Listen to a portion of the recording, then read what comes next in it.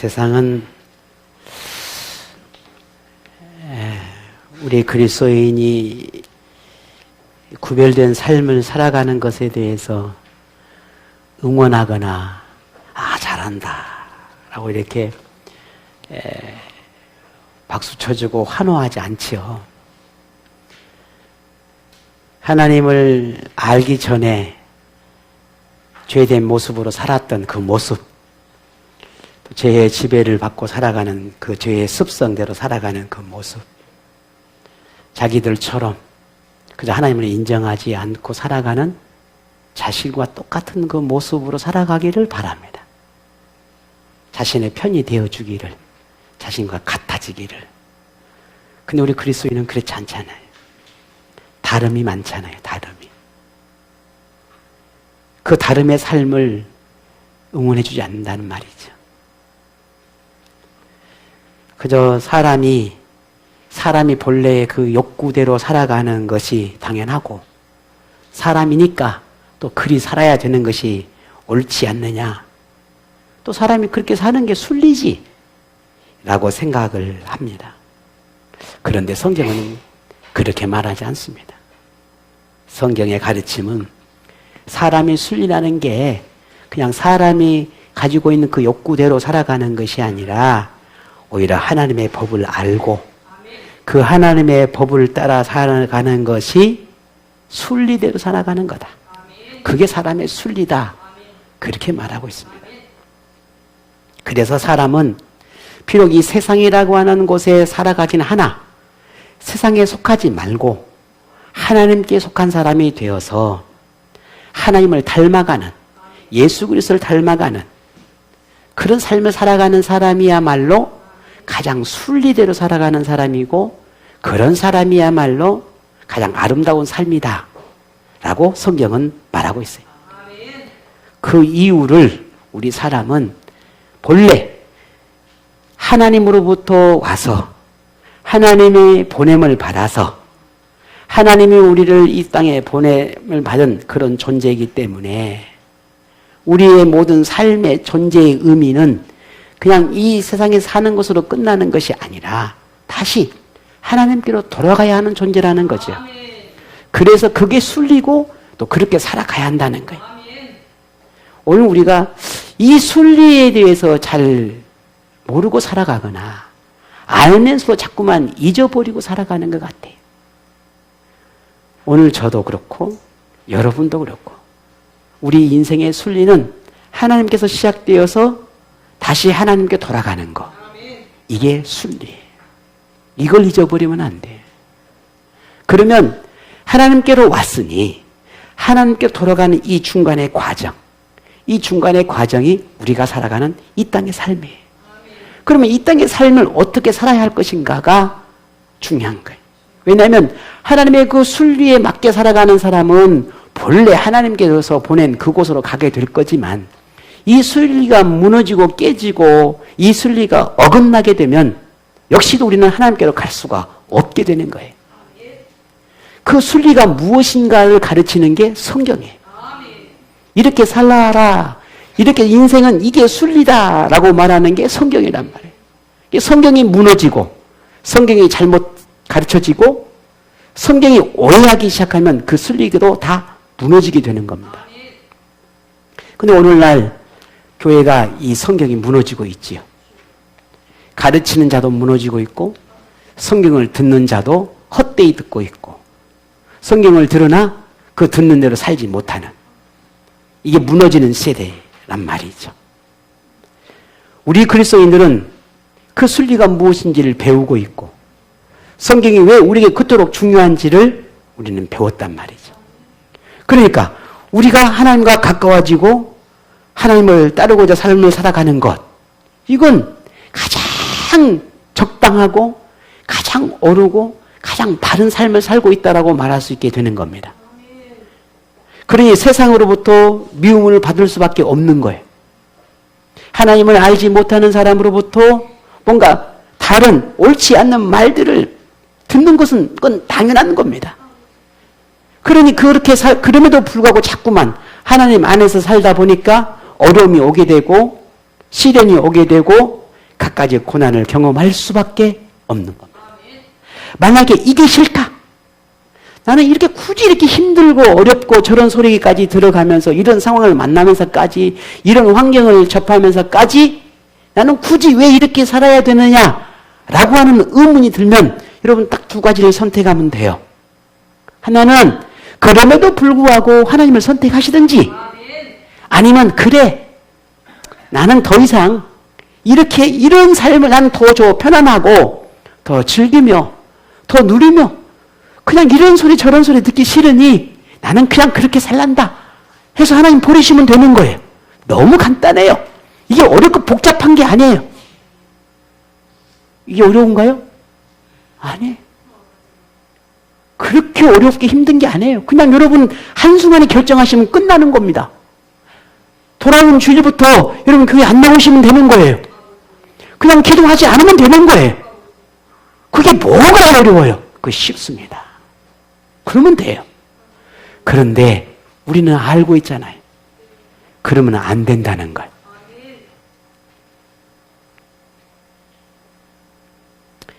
지난 본문에서 모르드게가 보여준 모습이 우리 그리스도인에게 어떤 신앙의 자세가 필요한지에 대해서 너무나 중요한 가르침을 주었습니다. 비록 이방 나라, 이방의 문화 속에 살고 있지만 이방 나라에 속하지 않은 사람, 유대인의 자존감을 잃지 않은 사람, 하나님의 민족이라는 정체성을 잃지 않고 이방 나라의 풍습에 타협하지 않으려고 했던 이 모르드게의 그 위대한 신앙의 모습, 우리가 지난 시간에 함께 나누었던 모습이에요. 그러나 모르드게가 지키고 싶었던 그 신앙심의 결과는 같은 유대인의 학살이라고 하는 뜻하지 않는 엄청난 비극의 소용돌이를 일으키는 그런 도화선이 되고 말았어요. 만일 하나님이 이걸 보고 있다면, 하나님이 살아계신 분이라면, 하나님이 유대인의 하나님이라면, 하만에 의해서 계획된 이 민족의 학살의 위기에 있는 그들을, 이 유대인을 위해서 무엇인가를 해야 하지 않겠습니까? 그게 하나님이시죠. 하나님을 위해서 내가 옳은 선택을 했고, 하나님을 위해서 내가 바른 선택을 했는데, 그 선택의 결과가 한 민족의 몰살이라고 하는 엄청난 이런 결과를 얻게 됐는데, 하나님은 어떻게 하실 거냐 그 말이에요. 내가 하나님을 위해서, 내가 하나님의 영광을 위해서 믿음의 선택을 했는데 우리의 가정이 힘들고 고단하고 지치게 만드는 환경이 만들어져요. 내가 바른 선택을 하고 하나님의 영광을 위해서 살고자 하는데 내 직장의 삶이, 내가 머무는 모든 삶이 고단해져요. 그걸 보고 계신 하나님이 살아계신 분이라면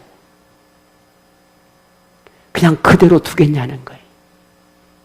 방치하겠냐는 거예요.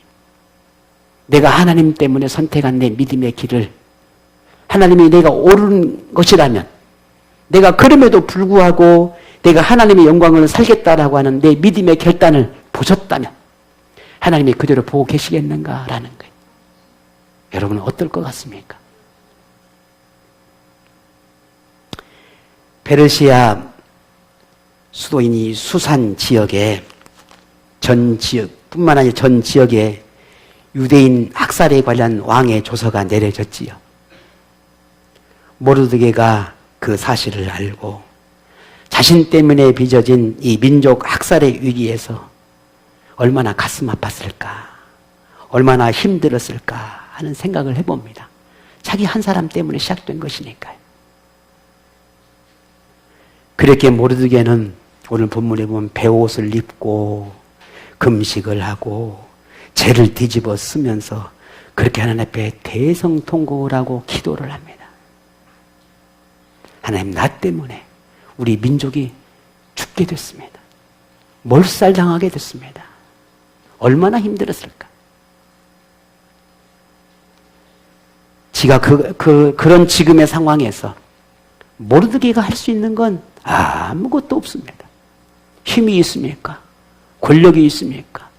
그렇다고 뭐 대단한 영향력을 가진 사람입니까? 노예예요. 노예에 지나지 않아요. 어떻게 해야 될까? 아무것도 할 수 없는데.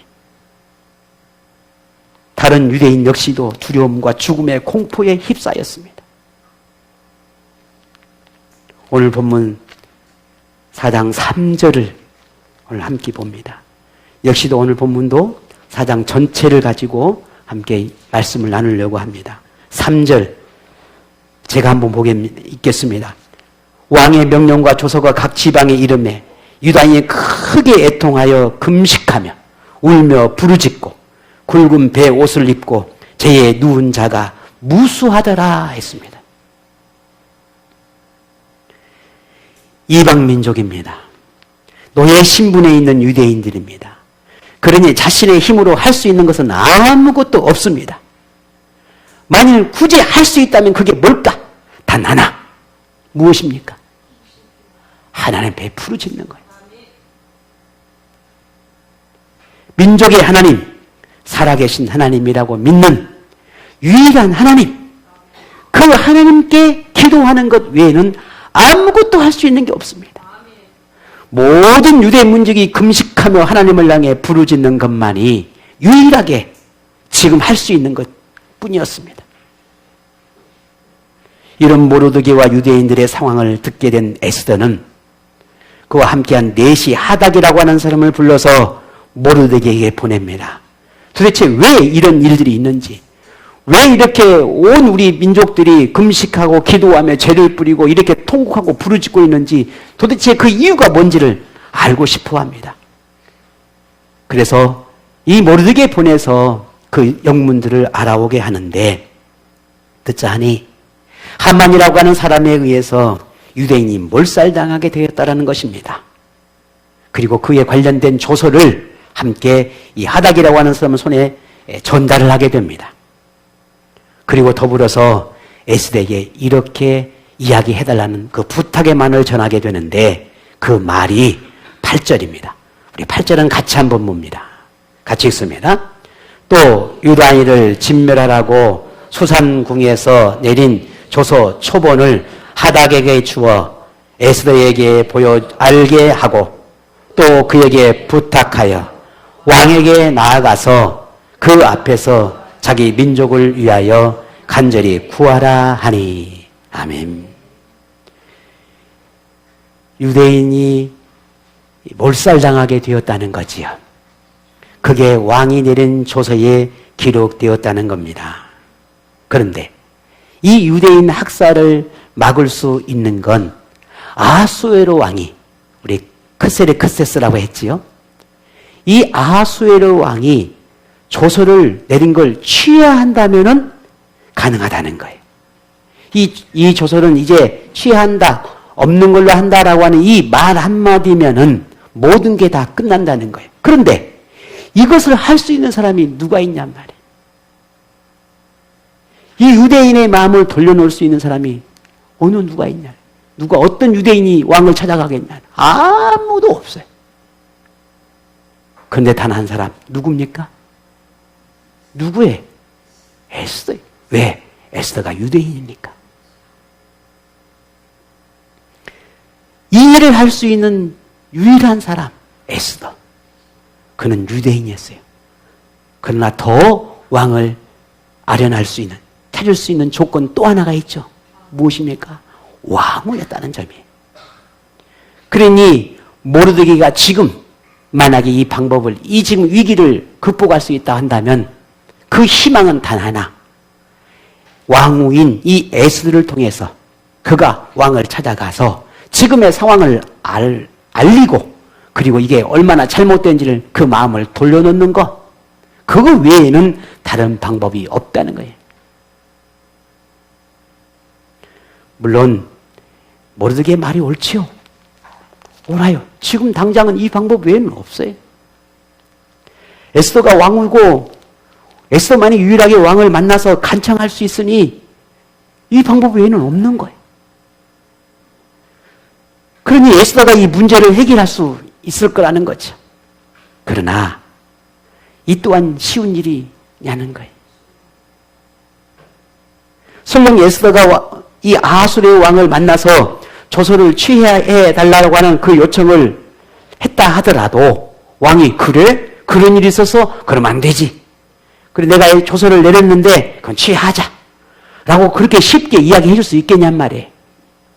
그러면 다행이겠죠. 그러나 그걸 보장할 수 있겠어요? 그게 확신할 수 있냔 말이죠. 이 또한도 확신할 수가 없습니다. 그런데 이보다 더 큰 문제는 당시 페르시아 왕궁의 법도는 누구든지 간에 왕이 부르지 않으면 왕을 만날 수 없다라고 하는 법도가 있었단 말이죠. 왕이 불러야만 만나는 거예요. 그런데 왕이 부르지 않는 이 에스더가 왕에게 찾아가서 왕을 아련하려고 하면은 그 법도에 의하면은 죽을 수 있어요. 죽였단 말이에요. 왕의 법도 왕이 부르지 않고 만나라고 하는 누구든지 죽였단 말이에요. 근데 에스더가 만일 이런 법도를 어기고 왕을 찾아가서 만나려고 했다면 죽음도 당할 수도 있는 상황인데. 그런데 이 에스더마저도 왕이 에스더를 부른 지가 벌써 한 달이 지났어요. 30일이 지났단 말이에요.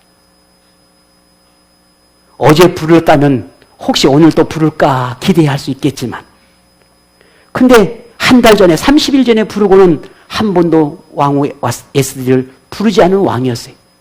그러면 언제 나를 불러줄까? 내가 불러야 왕을 만나게 될 건데 언젠가는 나를 불러야 된단 말이죠. 그럼 다시 기다려야 돼. 그때가 언제일지도 알 수가 없어. 그러나 당장 지금 유대인들은 죽음의 위기에 있단 말이에요. 이거 어떻게 해야 되냐.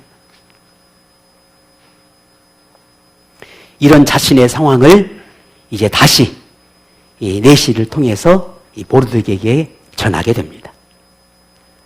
그리고 모르드게는 에스더의 답을 확인한 후에 또 고민하고 생각한 모르드게는 회신을 보냅니다. 어떻게 회신을 보내느냐? 그 내용을 보니 13절이에요. 이렇게 회신을 보냅니다. 같이 볼까요? 모르드게가 그를 시켜 에스더에게 회답하되 너는 왕궁에 있으니 모든 유다인 중에 홀로 목숨을 건지리라 생각하지 말라. 무슨 말입니까? 에스더가 왕후라고 해서 네가 왕궁의 사람이라고 해서 왕궁에서 산다고 해서 안전할 것이다? 그렇게 생각하지 말라는 거예요. 왜? 겉으로 내가 유대인이라고 말은 하지 않았지만 이 에스더는 누구예요? 유대인이란 말이에요. 언젠가는 너도 유대인인 것을 알게 되지 않겠냐는 거예요. 알게 되겠지요.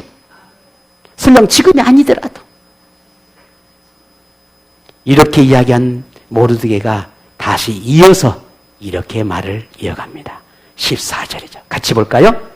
이때에 네가 만일 잠잠하여 말이 없으면 유다인은 다른 데로 말미암아 노임과 구원을 얻으려니와 너와 내 아버지 집은 멸망하리라.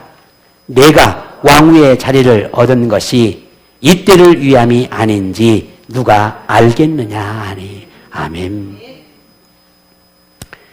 만일 지금의 이 상황에 대해서 네가 침묵한다면,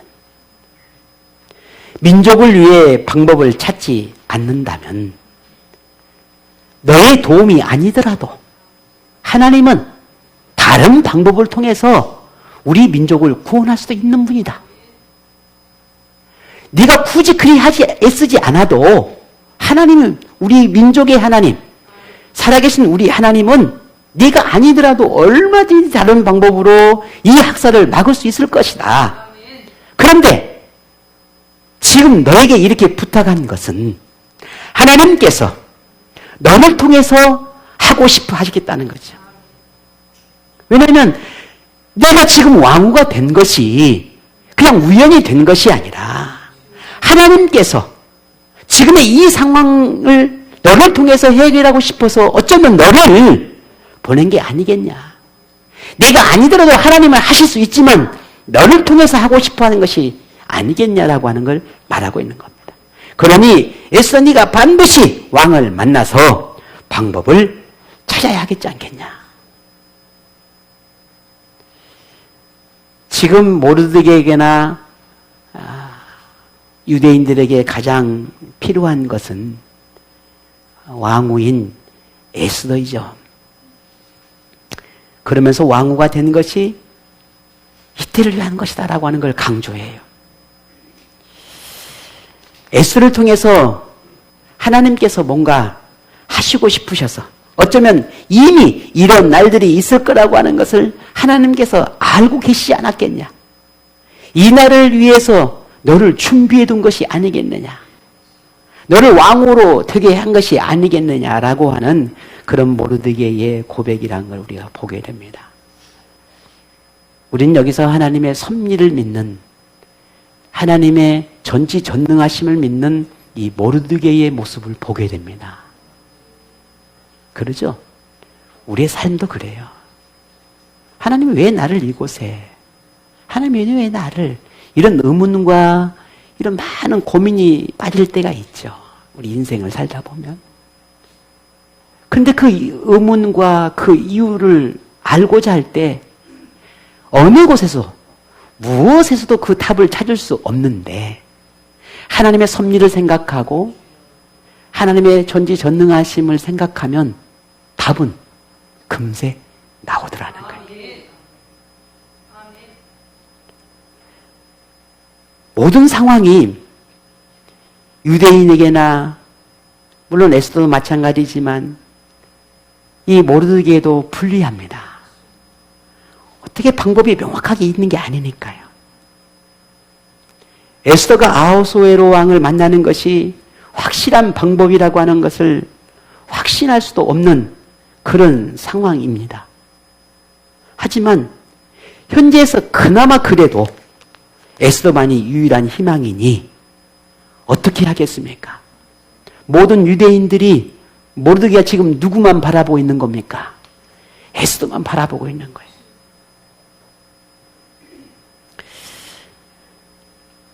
이런 모습을 보면서 어떤 사람은 그런 생각을 했는지도 모릅니다. 모르드게가 진짜 하나님의 사람일까? 신앙의 사람일까? 이런 불가능해 보이는 이런 상황에서 에스더만 바라보고 에스더에게 이런 무리한 요구를 하는 것이 옳은 방법일까?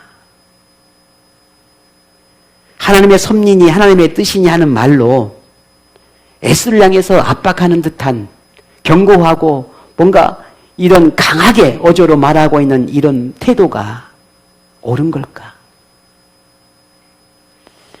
간혹 여러분 그런 생각이 들지 않습니까?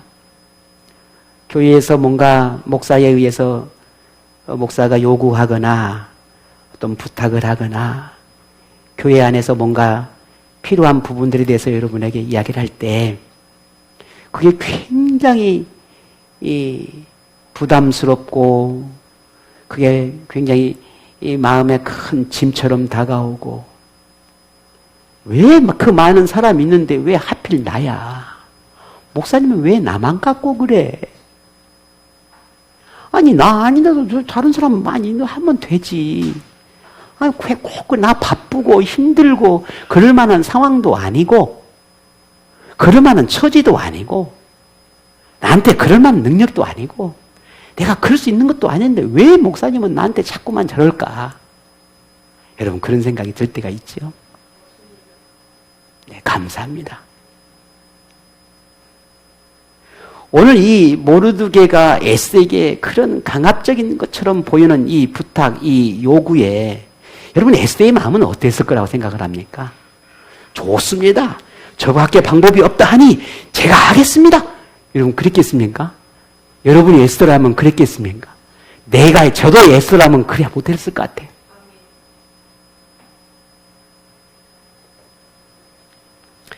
에스더에게 부담을 주기보다는 오히려 하나님께서 간절히 기도하는 것이 옳지 않느냐. 모르드게를 비롯해 모든 유대인들이 금식하며 기도하고 있으니까 하나님이 도우실 거라고 하는 것을 기다리는 것이 진짜 믿음이고 기도하면서 사람의 방법을 찾아하는 것보다 그런 방법을 찾으려고 하는 것이 진짜 믿음이냐? 그렇게 말하려고 하는 사람이 있지 않겠냐는 거예요. 여러분은 어떻게 생각합니까? 그냥 하나님께서 해결해 주시기를 기도하고 언젠가는 하나님이 응답해 주시겠지 하면서 막연하게 기도하며 그런 자세가 진짜 기도입니까? 아니면 나를 통해서 하나님께서 뭔가 방법을 찾으시려고 나를 부르신 걸까? 그런 마음으로 기도하며 하나님 앞에 방법을 찾고 하나님이 나를 통해서 무엇을 하고 싶어 하는지를 구하는 것이 진짜 믿음이겠습니까? 뭐가 믿음일까요? 무엇이 옳은 방법일까? 그냥 기도하며 가만히 있을까? 아니면 나를 하나님께서 도구로 써주시기를 바라며 방법을 찾는 게 진짜 믿음일까? 모르게 믿음은 진짜 믿음일까요? 아닐까요? 자, 이런 요구를 듣는 에스더는 어떤 선택을 할까? 오늘 우리 본문을 보면서 조금 더 이야기를 함께 나눠보십시다.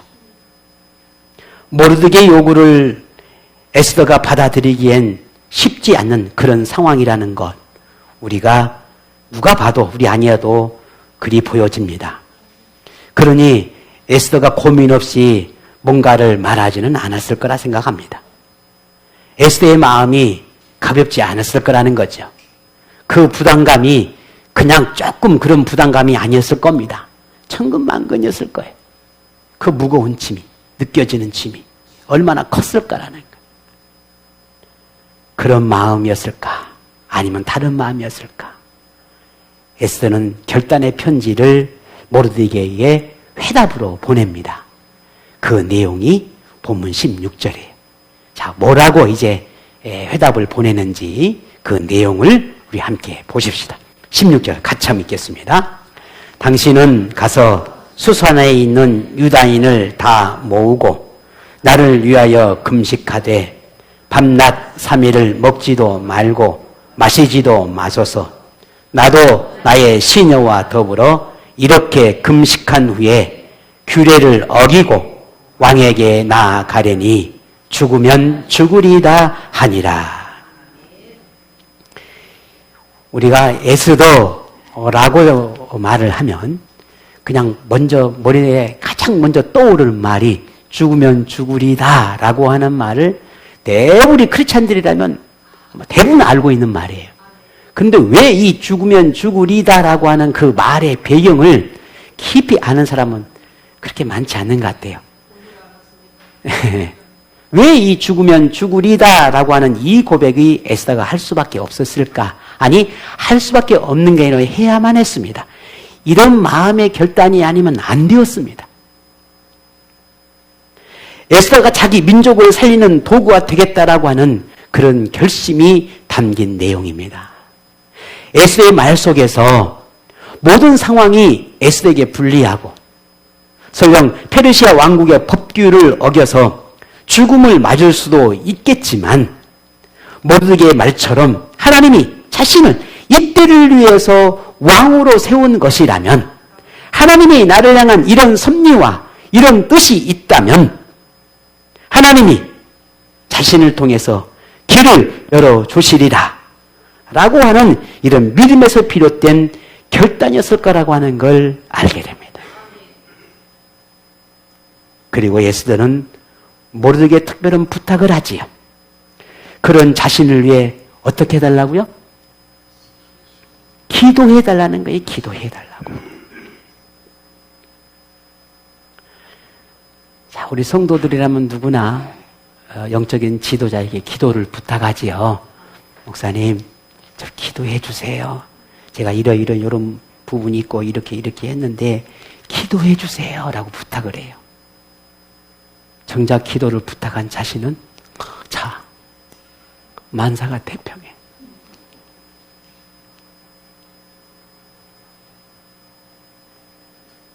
정말 그 하나님의 그 간절한 도움이 필요하면 목사 기도보다 누구 기도가 더 중요한 거예요? 본인의 기도가 더 중요한 것입니다.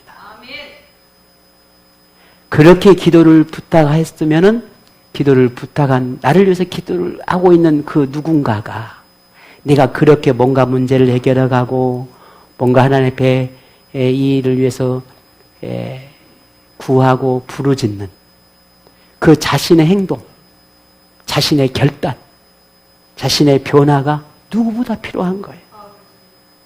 정작 기도를 부탁을 해놓고 자신은 아무것도 안 하고 있어요. 어떤 믿음의 행동이 일질 않아요. 거기에 무슨 일이 일어나겠냐는 거예요. 하나님이 그들을 돕겠는가 하는 거예요. 오늘 이 에스더가 모든 민족들에게 모르드게 자신을 기도를 부탁하고 있어요. 그러면 오늘 본문에 나오지는 않았지만 그 기도의 내용에 뭐라고 부탁을 했을까? 어떤 기도를 해달라고 했을까? 물론 많은 내용이 있겠지만 저는 한번 생각을 해보았습니다. 만약에 이 에스더가 몇 마디 기도해달라고 하는 그걸 부탁했다면 어떤 기도의 내용으로 부탁을 했을까 하는 생각이에요. 그러면서 제 생각하기에 어쩌면 에스더가 왕을 찾아가고자 했는데 중간에 그 마음이 인간인지라 그 용기가 나지 않을 수도 있잖아요. 왜? 나는 지금 죽을 수도 있으니까. 왕이 나를 부르지도 않았단 말이에요. 그러면 그 두려움과 공포가 그 여인의 마음에 얼마나 컸겠습니까? 그런 저는 그런 생각이 들어집니다. 삼촌, 내가 혹시라도 두려움과 걱정과 염려 때문에 왕을 찾아가다가도 내가 포기하지 않게 기도해 주세요. 내 이 두려움이 용기로 바뀌어지도록 그래 기도해 주세요. 아마 이렇게 기도하지 않았을까라는 생각이 들어요. 왜 인간이니까. 내 목숨이 왔다 갔다 하잖아요. 그런 용기, 그런 두려움 때문에 포기하지 않기를 그렇게 기도를 부탁하지 않았을까? 혹 또 있다고 한다면 어떤 기도를 부탁했을까? 분명 내가 어떻게든지 아호스의 영을 만나서 서로 만남이 이루어졌다고 한다면은 아무리 본인이 설득을 하고 아무리 많은 말들을 해서 자기 민족을 위해서 이야기한다 하더라도 정작 그것을 허락한 사람은 누굽니까? 왕이 왕. 왕이 안 된다고 하면 어떡할 거예요? 어쩌면 왕의 마음을 하나님께서 바꾸셔서 그 내렸던 그 모든 조소를 취할 수 있도록 그의 마음을 움직여달라고 하는 그런 기도를 부탁하지 않았을까 하는 생각도 해보게 됩니다. 그리고 그 모든 결과가 유대인들이 다시 목숨을 잃지 않게 되고 페르시아 제국에 있는 모든 유대인들이 다시 평화를 찾아오도록 그렇게 부탁하지 않았을까 하는 생각을 해보게 됩니다. 우리는 많은 하나님 앞에 부르짖는 기도를 합니다. 그런데 그 기도가 막연한 기도일 때가 있어요. 하지만 기도는 막연한 기도가 돼서는 안 됩니다. 하나하나 구체적이고 하나님 앞에 간절히 우리의 마음을 담는 하나님을 향한 그 마음의 기도가 분명하고 명확한 기도여야 합니다. 그 마음이, 그 기도가 명확하고 분명할 때 나의 기도도 더 확신 있게 되고 더 부르짖는 기도가 되는 겁니다. 자, 그러면 하나님은 모르드게, 에스더, 유대인들의 기도에 응답해 주실까? 모두가 다 죄를 뿌리고 통곡하고 금식하며 기도했는데 에스더는 죽으면 죽으리다 라고 하는 그 죽음을 각오하고 그렇게 아하수에르 왕을 만나겠다라고 하는 이런 간절한 열망을 가지고 기도하고 이제 결단의 날들을 바라보고 있는데 하나님은 이들의 기도에 어떻게 응답하실까?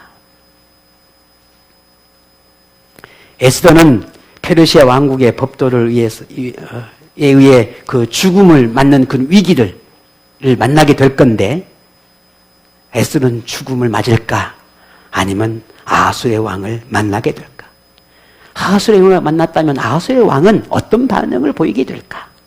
우리는 이런 내용들을 우리는 다음 시간을 통해서 또 나누게 될 겁니다. 지금까지 우리는 본문을 대하면서 모르드게나 에스더 혹은 유대인들이 이 이방의 나라의 삶이 100여 년의 삶을 살아내고 있습니다. 100년에 가까운 이런 삶을 살아내다 보면 당연히 사람인지라 그 나라의 문화나 전통에 영향을 받을 수밖에 없습니다. 그냥 독단적으로 살아갈 수는 없는 거잖아요. 여러분도 보세요. 우리 전라도 사람이 서울 가면 말도 그랬니 바뀌잖아요. 전라도 사람이 경상도 가면 또 말이 바뀌어요. 말도 바뀌고 삶도 바뀌고 생활 습관도 바뀌게 돼요. 불과 몇 년만 살아도. 그런데 이 유대 역사가 이방에서 100년이라고 하는 이 삶을 살아내면서 그들의 영향을 받지 않았을까 하는 거예요. 그렇지는 않았을 겁니다. 더욱이나 종교적으로나 사회적으로나 정치적으로나 모든 탄압과 강요가 있었단 말이죠.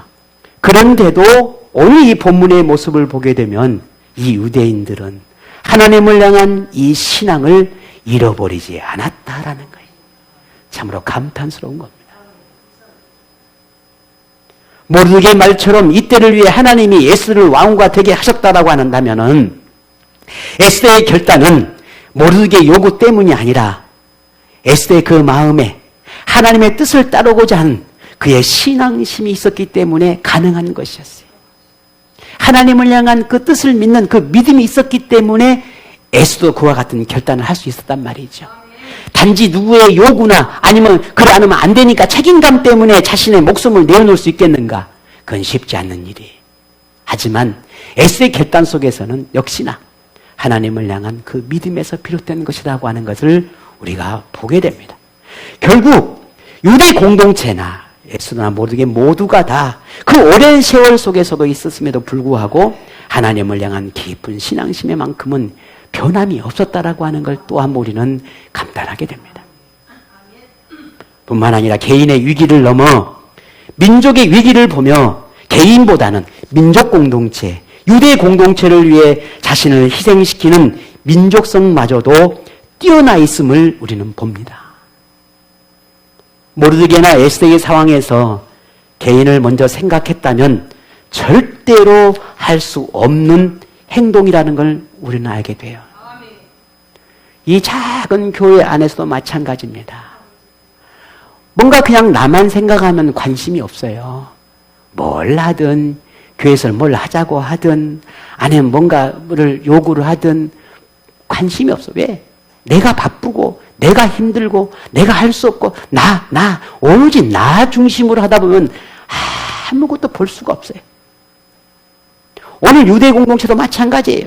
나 혼자 살고 내가 모르는 척하면 그냥 에스더도 마찬가지 모르도 마찬가지 모든 문제 그냥 다른 사람 죽든지 말든지 어떻게든지 괜찮아요. 그냥 나만 있으면 되니까. 근데 누구 때문에 이 사람들이 이토록 자신의 생명도 자신의 삶을 내어놓는 것입니까? 민족 공동체예요. 유대 공동체예요. 내 민족, 내 나라, 나의 이웃들을 위해서 자신을 희생시키는 거예요. 이 공동체, 어떻게 이 공동체가 세워져 가는 겁니까? 일개 목사 한 사람의 희생으로 이 교회가 세워가는 겁니까? 아니에요. 그럼 제가 없으면 이 교회는 무너지는 거예요? 여러분 각자 우리 모두의 희생과 우리 모두의 기도와 우리 모두의 헌신과 수고로움과 봉사와 섬김을 통해서 이 교회가 세워지는 거예요. 나 한 사람이야, 나 한 사람. 오늘 이 본문에서 보여지면 이 두 사람의 희생과 두 사람의 헌신의 이 모습 속에서 민족 공동체를 향한 마음에 모두가 다 한 마음이 되어서 함께 이 길을 찾고 이 공동체를 향해서 어떻게 하면 이 공동체 살려낼 수 있을 것인지에 대한 한 마음이 되어 기도하는 이 모습을 보게 됩니다. 얼마나 감동스러운 모습입니까? 현대 한국 교회를 향해 위기라고 말하지. 그런데 그 위기가 많은 이유가 있겠지만 저는 오늘 본문을 보면서 우리 공동체 의식의 상시에서 빚어진 결과라고 저는 생각을 하게 됩니다. 개인을 중시하는 개인주의의 풍토가 교회 공동체 안에 스며들면서 이웃을 돌아보는 신앙 공동체 의식이 무너지고 있다라고 하는 것이죠. 그러니 나 외에는 다른 사람에게는 관심이 없는 거예요.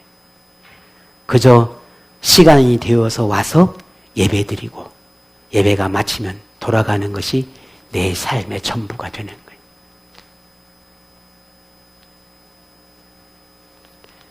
저는 그렇습니다. 오늘 우리 교회뿐만 아니라 우리 이생명나무 우리 교회뿐만 아니라 모든 교회의 성도들이 지금 이런 모습이 앞으로 계속 되어진다고 한다면 우리 한국교회는 희망이 없습니다. 과거에 유럽의 교회나 다른 교회의 예를 들어보면 개인주의나 인문주의가 성행한 문화나 그 역사 속에 교회는 살아남지 못했어요. 반대로 하나님을 중심으로 온 교회 공동체가 하나가 되어지고 신앙으로 뭉치기 시작하면 그 교회는 세상을 뒤집어 엎었어요. 그런데 지금 우리 한국 교회뿐만 아니라 모든 세계의 교회의 흐름이 개인주의로 흘러가고 있고 교회가 점점 더 자기 중심적으로 흘러가고 있다는 사실에 뿐만 아니라 인문주의가 이 교회의 한 부분을 가지고 있어요. 그런데 더 무서운 것은 이런 개인주의가 교회 안에 성행하기 시작하면은 이게 나만 잘 신앙생활하면 좋겠고 내가 그렇게 신앙생활하는 것이 괜찮다고 생각하겠지만 그런 신앙의 삶은 성장이나 성숙함이 절대로 이루어지지 않는다라는 거예요. 아무리 나 혼자 나는 예수 믿습니다. 나는 하나님 믿습니다. 그 혼자만의 그 마음의 확신과 그 마음 속에는 자신의 신앙이 있을는지 모르나 그것은 나 그림자에 불과해요. 모양에 불과하다는 말입니다. 그 믿음 그 신앙 가지고 세상을 뒤집거나 내가 하나님의 말씀으로 순종의 삶을 살아갈 수가 없는 거예요. 아니 이미 그런 고민과 갈등 속에서 혼자만의 삶을 살아가고 있는 것 자체가 이미 하나님 말씀과 멀어지고 있는 거예요. 그건 신앙의 아름다운 모습이 아니에요. 그래서 세상의 흐름 속에 휩쓸려서 살아가게 되는 것이고 결국 이 공동체 의식이 사라지게 되면은 교회도 섬김도 봉사도 나눔이나 배려나 희생과 헌신들이 사라지게 되니 성경에서 말하고 있는 모든 그 핵심적인 가르침 속에서 이와 같은 가르침이 있는데 이 가르침은 다 허공에 치는 소리에 불과하게 되는 겁니다. 그 교회가 언제까지 존재할 수 있을까? 사라지는 거예요. 오늘 우리 생명나무 공동체가 간절히 바라는 것은 내가 할 수 없는 것과 내가 하지 않는 것은 분명한 차이가 있는 겁니다. 내가 못하는 것과 내가 하지 않는 건 분명한 차이가 있단 말입니다. 오늘 저와 여러분이 진정으로 위한 믿음의 삶을 살아낸다면 우리는 분명한 답을 찾아야 합니다. 민족을 위해 유대 공동체를 위해 자기를 희생하려고 했던 이 에스더의 결단 있는 모습은 우리에게 깊은 교훈을 주고 있습니다. 하나님의 부름과 택하심에 대한 하나님의 뜻과 섭리를 믿는 한 사람의 희생이 얼마나 영향력이 있을까 싶겠지만 하나님이 계획하시고 하나님이 들어 쓰고자 하는 사람이라면 순종하는 그 한 사람으로도 충분합니다. 비록 본문에 기록되지 않았지만 유대인이 몰살될 위기가 모르드게 때문에 시작된 것이라고 말하는 이가 없고 그를 향해 돌을 던지는 이가 없습니다. 오히려 홀로 살겠다고 피하거나 도망치려는 이들보다 하나님께 도움을 구하며 방법을 찾고 문제를 함께 해결하려는 이들로 한 마음으로 울부짖으며 기도하는 이들로 가득했다라고 하는 걸 우리는 본문을 통해서 보게 됩니다. 에스더 한 사람의 영향력으로 유대인은 더욱 하나가 되었다라고 하는 걸 본문을 통해 확인할 수 있어요.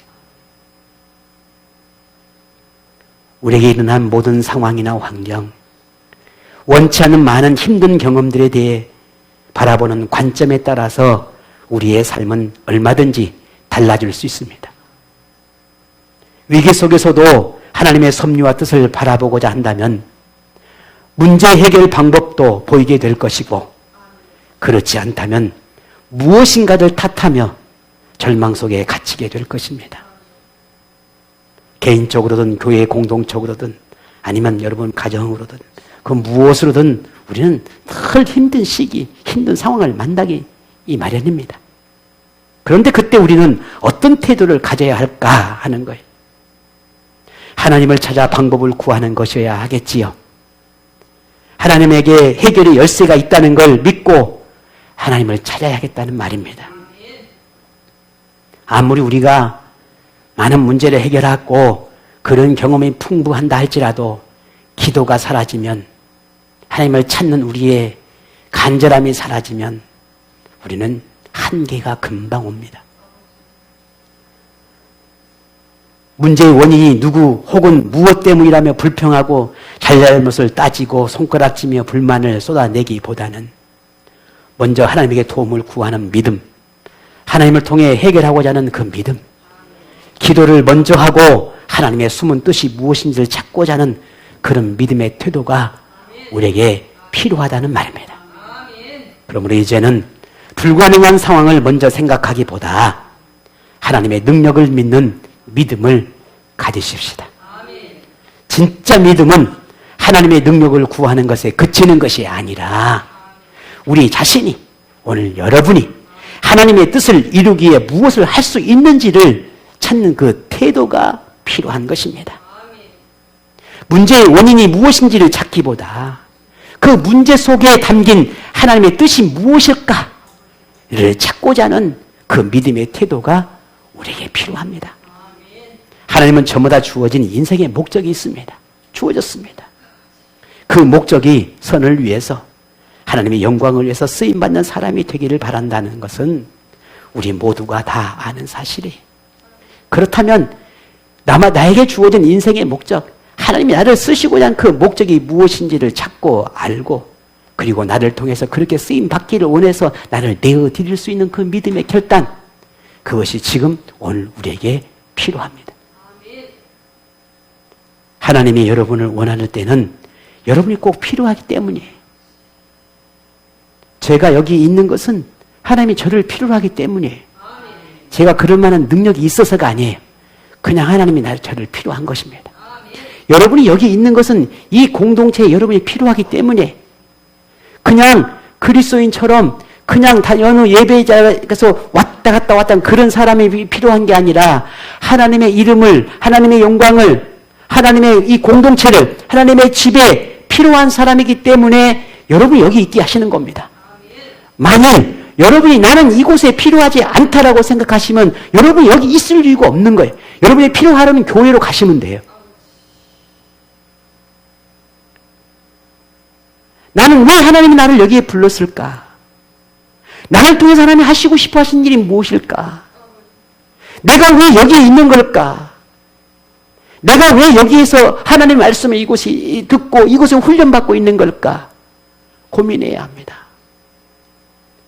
왜냐하면 지금 이 시대에 많은 수많은 현대 그리스도인들이 이걸 찾지 못하니까 내 영원한 내 교회, 내가 섬기는 목회자, 내가 사랑하는 믿음의 지체들, 이들을 위해서 부르짖는 기도가 사라지고 있는 것입니다. 그러니 내가 원하는 것을 찾고, 내가 바라는 것을 찾고, 내가 원하는 그 어떤 것을 찾아 헤매는 거예요. 그러나 거기 가도 마찬가지, 그것도 마찬가지. 왜? 나를 부르신 하나님의 그 이유와 목적을 찾지 못하는 삶이 어디 가든 똑같은 거예요. 오늘 에스더가 그 모습이 바로 거기에 있었던 겁니다. 아하, 하나님이 나를 왜 불렀구나. 나를 왜 선택했구나. 내가 왜 이 수산궁에 있게 했는지 그 이유를 믿음으로 바라보는 겁니다. 그러니 그의 고백이 죽으면 죽으리다. 그 고백을 할 수 있었던 겁니다. 하나님이 나를 필요로 하는 곳이 어디인지, 하나님이 나를 통해 이루고 싶으신 거룩한 일은 무엇인지, 하나님이 나를 이곳으로 부르신 이유가 무엇인지를 여러분 찾고 기도하기를 바랍니다. 그리고 따르십시오. 순종하시라는 말입니다. 그러면 하나님은 하나님의 방법으로 여러분을 사용하시고 여러분을 크게 쓰실 것입니다. 그것이 하나님의 뜻입니다. 삶의 위기가 방황이 될 수도 있고, 하지만 기회가 될 수도 있습니다. 인생의 문제가 하나님을 의심하고 의문을 남기게 될 수도 있지만, 하나님을 더 깊게 알고 자기 믿음의 크기를 확인할 수도 있습니다. 그러니 내가 만나는 인생의 문제가 꼭 화는 아니라는 말이죠. 고난과 시련이 자기를 더 깊은 수렁에 빠지게 할 수도 있고 하나님의 능력을 경험할 수도 있습니다. 다만 이 모든 우리의 삶의 변화 속에서 우리에게 필요한 건 하나, 기도입니다. 기도예요. 하나님의 부르심에 대한 확신, 나를 부르심에 대한 확신입니다. 우리 자신을 통해 일하고 싶어 하시는 하나님의 섭리를 발견하는 사람만이 살아계신 하나님을 만나게 될 것이고 인생 전환을 경험하게 될 것입니다. 오늘 우리 여러분에게 간절히 바라는 것은 우리 공동체 모든 지체에게, 여러분에게 하나님을 여러분을 향하신 그 뜻과 그 섭리와 그 인생의 목적을 발견하고 찾으셔서 하나님의 은혜 속에서 진정으로 행복한 신앙, 내가 수고하고 내가 헌신하고 내가 충성하더라도 거기서 오는 하나님을 향한 기쁨, 감사함, 이걸 느끼며 내게 주어진 믿음의 공동체, 내가 섬기는 목회자, 내가 사랑하는 이 성도를 위해서 내가 기꺼이 나를 하나님의 영광을 드릴 수 있는, 희생할 줄 아는 그런 믿음의 삶에 살아냄에도 불구하고 그것이 오히려 감사하고 그런 삶이 오히려 내게 즐거움이 되고 그렇게 살아내야만 하나님의 기쁨이 된다라고 하는 이 믿음의 고백이 누구 때문이 아니라, 무엇 때문이 아니라 내 안에 하나님 주신 은혜로 다가오는 이 고백이 되기를 간절히 바랍니다. 적당한 은혜가 없듯이 적당한 신앙생활도 없습니다. 하나님은 모든 아름다운 일을 확고하고 분명한 믿음으로 응답할 오늘 여러분을 필요로 하고 있습니다. 그런 하나님의 바람에 응답할 수 있는 하나님의 사람이 되셔서 여러분의 인생의 빛이 보여지고 영광의 날이 임하기를 주의 이름으로 축복합니다.